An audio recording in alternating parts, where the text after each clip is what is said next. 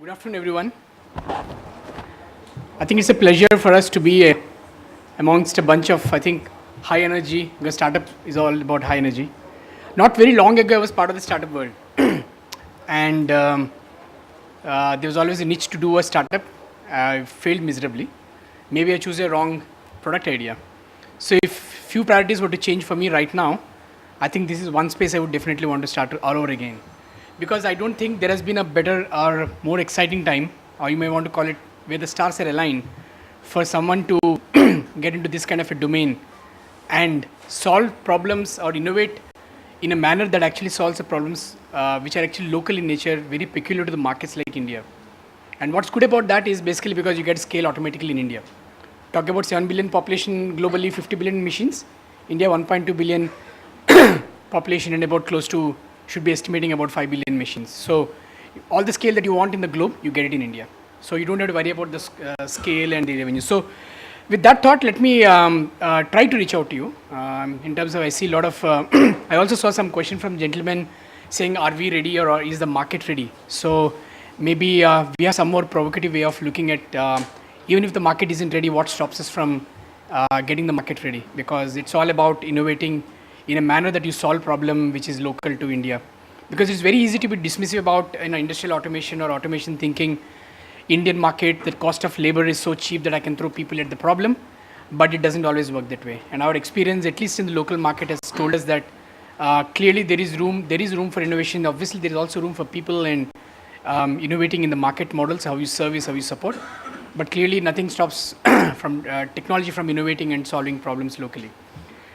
With that, I think we'll touch a few things. I mean, how we see the market, and it's really with a lot of humility we walk in, because when we see the market globally or in India, we see it in a particular manner, because largely we are driven by the commercial interests, and we see that which are those large use cases. You talk about utilities, you talk about wireless point of sale machines, you talk about automotive, fleet management, and maybe in some markets there is telehealth.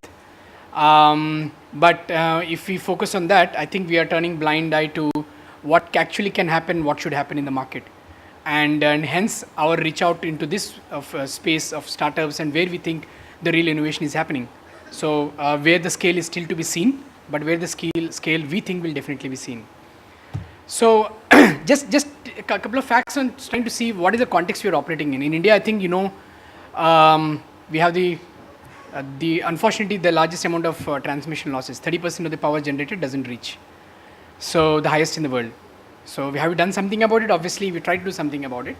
That is the reaccelerated power development reforms, RAP, DRP. Then it's got a vision of smart grid.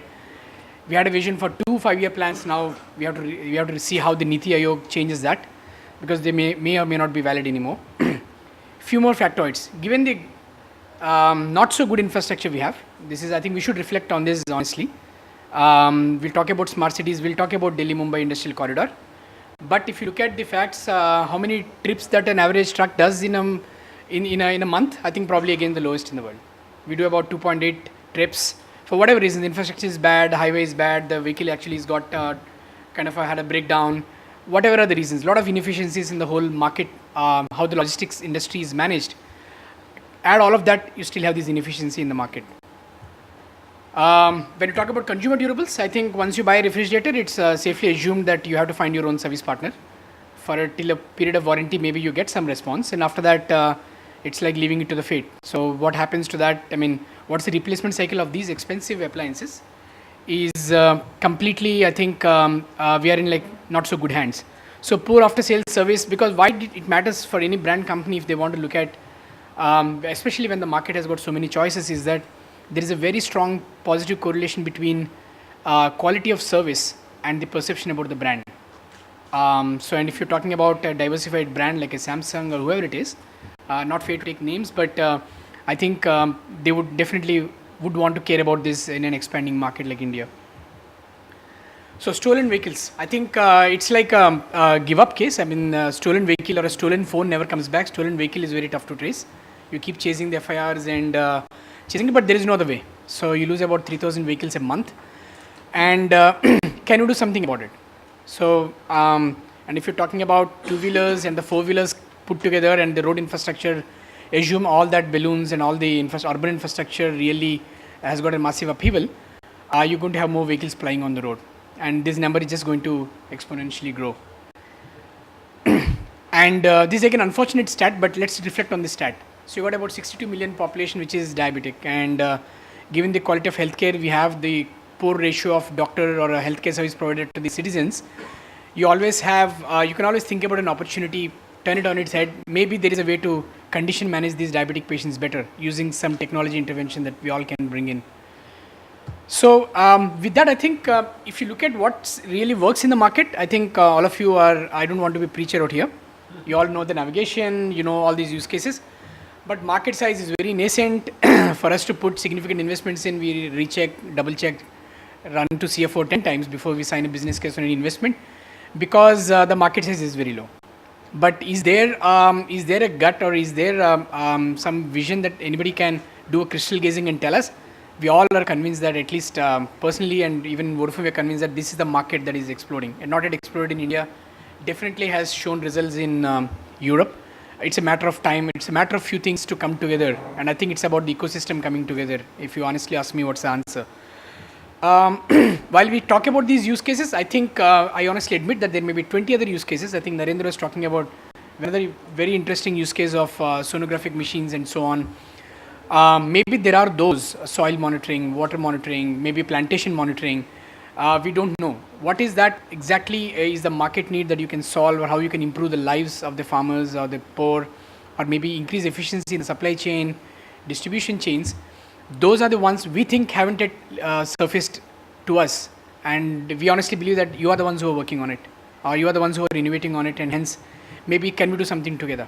So that's the whole approach of actually reaching out to innovative ecosystem.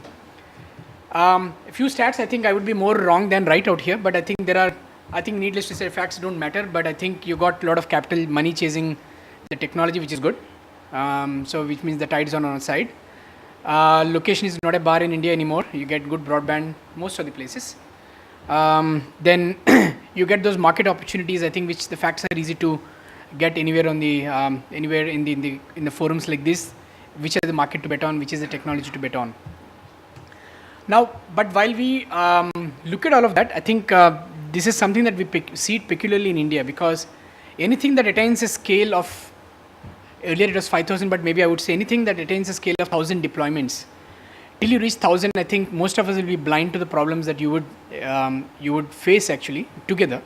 And a lot of times we are at the receiving end. That's how we realized it.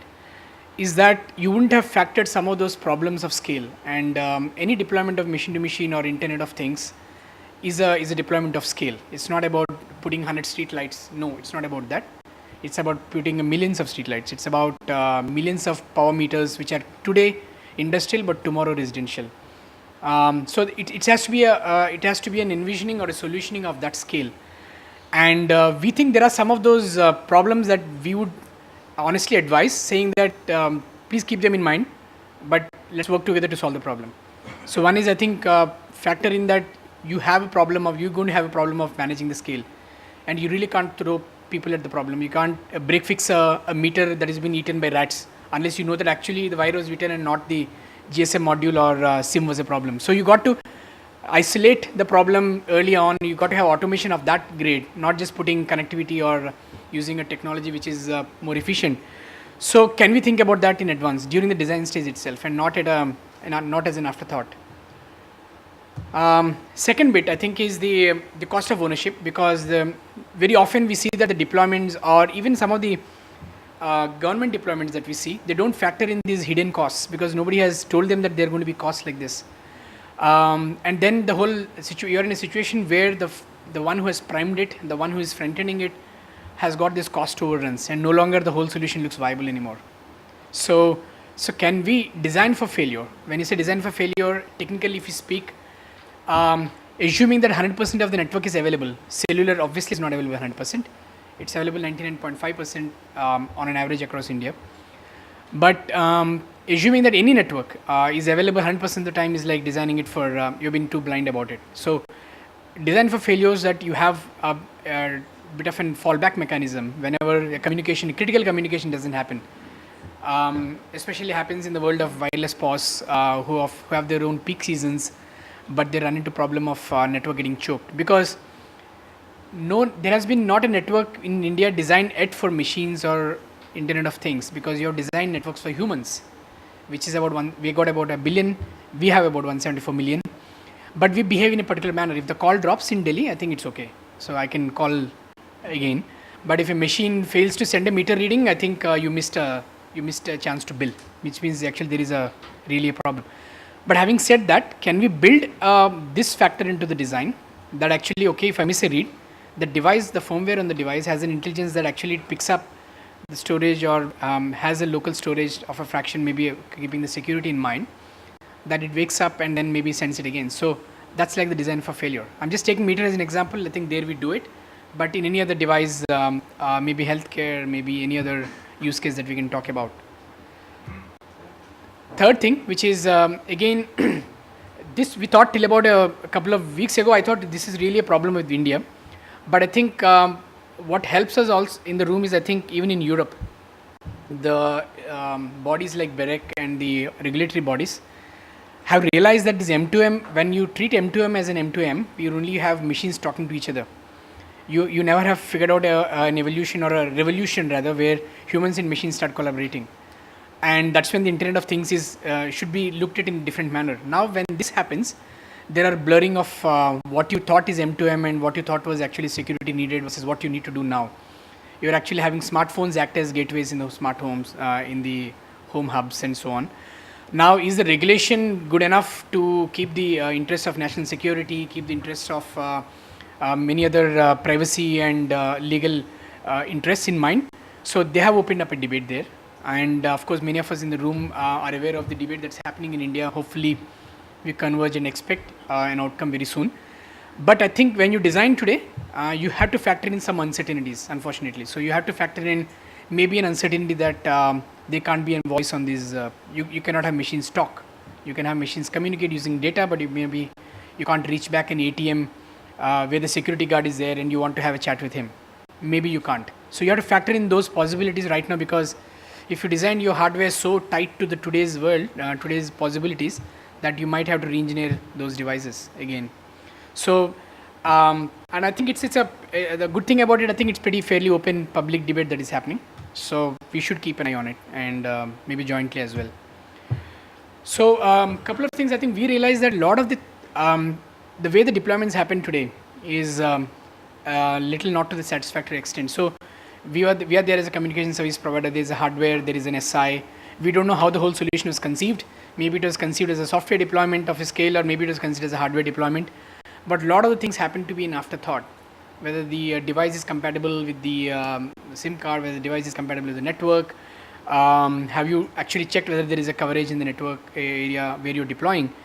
Is sometimes just not there. Sometimes, many of the times, we find that the modules which are largely imported are not pre-tested. Now that's a risk you're taking, significant risk you're taking, that in a market, in a deployment, you'll be successful. So that just is a too costly risk in our opinion to take. So what we urge is, like, even when you are designing in the alpha stage, whatever is the stage, maybe beta, maybe alpha, maybe pre-alpha, I think you should factor these in mind. And I think, and there shouldn't be a reason why we can't collaborate at that stage, right? So that's one. And plan for scale, we did touch about. Now, if you let's assume that you have a great product, you have a great innovative product. Now the other problem obviously is we're not innovating. Of course, make in India and make for India is a clarion call, which is good. But I'm sure M2M and IoT cut across geographical boundaries. For example, an automotive manufacturer is not designing specifically a model for India. They would do, but the engineering and R&D is largely thinking global market in place, and hence a lot of the processes of manufacturing today are global. So you got devices assembled, tested in some other markets, coming back to India, embedded with SIM cards, again going back and coming back, whatever are the logistics processes that are relevant. So how do you get access to these markets which are global and maybe pan-India as well? So you would think about it. I think not everyone is willing to invest so much of sales and marketing muscle into it. So you would definitely need a partner, maybe to, once the use case is there, once the models are there, once the business model is established, when you think about scale, you would definitely need to consider partnership. Consumer market. So why do we talk about it? I think I actually represent the B2B business, but when we look at consumer market, we're talking about safety of risk groups like women, children, and elderly citizens. Now there is definitely use case of M2M. It's not always that there is an enterprise behind it. So there is always a retail channel that's actually much more has got much better and farther reach in the market, and there are online channels which today you get. You can buy things in like a fraction of seconds. So the consumer market, I think it's worthwhile for us to think about it because that's a market of a different scale altogether. So, but has it happened anywhere in the world? Maybe a few cars have got some connectivity, connected cars in the aftermarket. But I genuinely believe that India, there is a different scale altogether in the consumer market. So let's not always restrict ourselves to these 4, 5, 6 use cases, but let's innovate on the consumer side as well. Thinking, can we solve their day-to-day problems? And that's an urge, right? So with that, I think 2 slides about what we do differently and where we stand out. And for all the reasons that we have been investing in this space for good 18 to 20 years, dedicated line of business, which is 900 people. We try, whenever we attempt to solve a problem, we always keep global problems in mind. So a capability to issue 10 billion connected machines is one of the things that has been designed for scale. Platforms, investment in making sure these platforms are open out into the market. Because a lot of the times as telcos, we tend to close loop, or we tend to have a closed and proprietary systems. But this is one world. We think by design it has to be open. And hence all the platforms that we do, they do come out with APIs in technical parlance for us to go and deal with partners. And second thing that we realized, I think, is we're not going to innovate on hardware by ourselves because we're not that, we don't have that competency, really speaking. Nor are we going to sit and build massive lines of code to create an application. And we generally think that's a partner ecosystem. So it's about collaboration. And that's like no-brainer for us. That we definitely see a potential for coexistence and co-optation. Now, in India, the scale is, I think, the Gartners of the world have reckoned that we are one of the leaders, and in terms of both thinking as well as deployments. So it just helps us that we get that kind of attention and visibility in the market. And whatever studies we do, it does reflect that Asia in general and India in particular are just awaiting to explode. So that's that gives us a confidence that actually we are in the right market and need to make more investments, definitely, both in engaging with the ecosystem as well as in the technology and network capabilities. So what we did is, as a thought, saying, can we work with the startups and innovative companies like yours? We have designed a program where we think it's like walk in and let's test each other out. You experience our network, we understand your use cases better, we exchange thoughts, and if we think that there is a massive market that is awaiting to be tapped, let's partner. Let's go and take it to the market. At a particular time in the journey, you become big and you would want to you have different ambitions. Feel free. It's like a live all world, and I think there should not be any inhibitions in it. So if you want to experience the network, you want to experience the platforms that we have deployed, you should do it in the way you want, in the way all the ways possible, through APIs, through just using connectivity, using a managed connectivity and all that.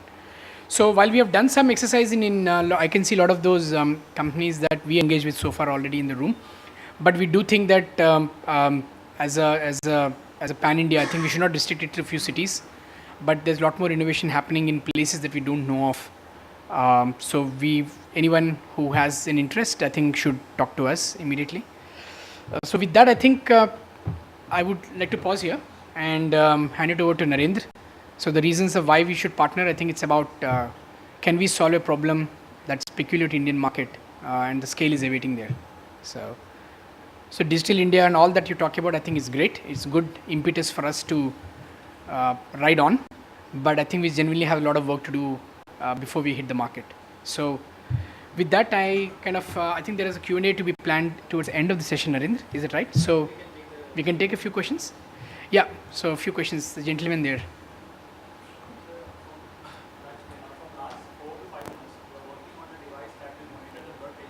Blood pressure, yeah.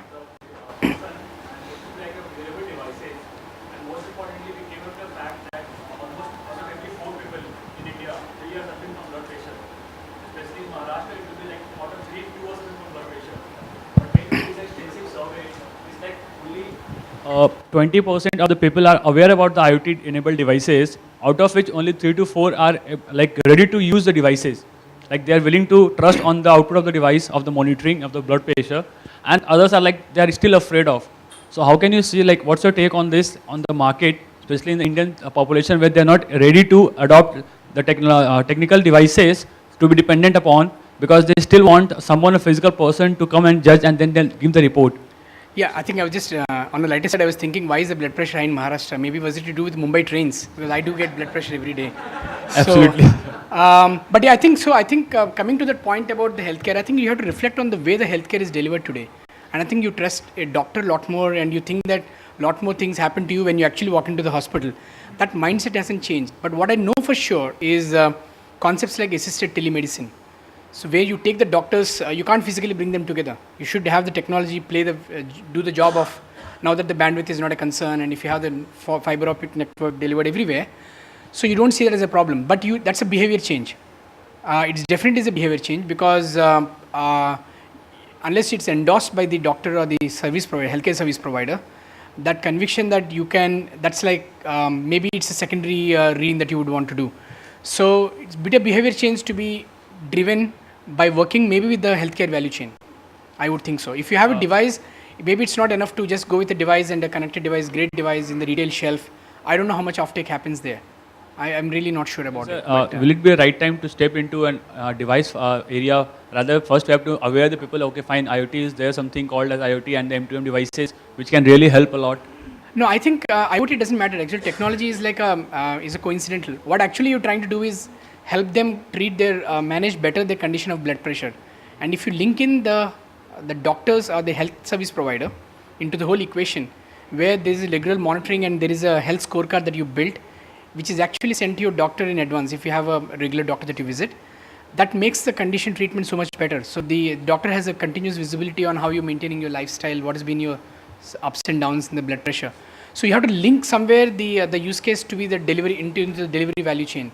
It's no different from if I do a car and put a nice technology into it, it gives you great tracking and safety. But he's actually looking for something more. Can I have a preventive maintenance kind of thing? Should I link it with the dealer and the service, after sales service?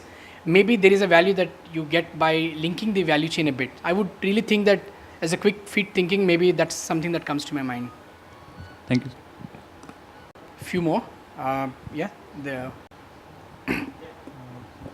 You used a point in your slides, M2M industrial SIMs. Yeah. So can you elaborate on that? What exactly you're pointing? Yeah, so I was having a very interesting conversation with someone out there. So let me tell you some facts. To ask a question, please introduce yourself. Okay, So that, sorry. That's better. Yeah. So myself Nitin Agarwal from Tech Iowa. Tech IoT. Tech Iowa, this is a new startup in IoT. Okay, great. So let me tell you a few facts about SIMs. The SIMs that you carry in your phone are designed for 2-year lifetime. And they have a particular restriction by design on the number of read-write cycles that it can withstand. Beyond that, nobody guarantees. I don't guarantee. As a telco, we don't guarantee that. But those facts are not really, doesn't matter in consumer world, because you can swap a SIM by walking to the nearest retail outlet.